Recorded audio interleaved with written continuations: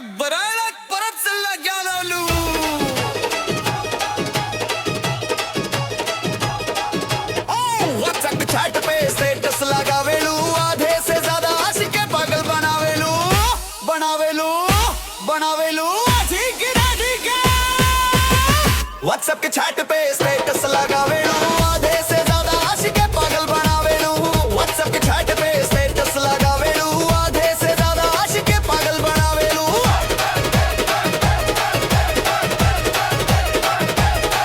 DP तो हर देख के कालेजा धक धक होई तोरा पीछे पूरा मल पागल होई स्टेप पे समारा की फ्लोर फाड़ दी हा बड़े बड़े राजा जी के चक्कर ला दी हा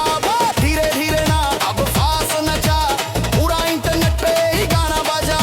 चाल तो हर दी रखी नखरा हजार बा तोरा पीछे पूरा बिहार में गरबा देखबा बेगबा से फिर भी का व्हाट्सएप के चैट पे स्टेटस लगावेलू आधे से ज्यादा आशिक पागल बनावेलू व्हाट्सएप के चैट पे स्टेटस लगावेलू आधे से ज्यादा आशिक पागल बनावेलू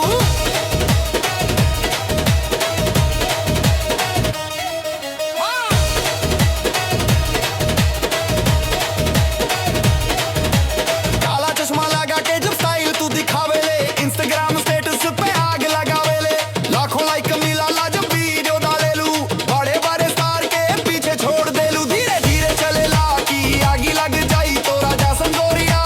कहूं ना मिलाई बजे जब बीट तो मौत आ जाई तो राजा संदान सर कहूं ना मिलाई कहूं ना मिलाई कहूं ना मिलाई अजय फिर भी का व्हाट्सएप के चैट पे स्टेटस लगावे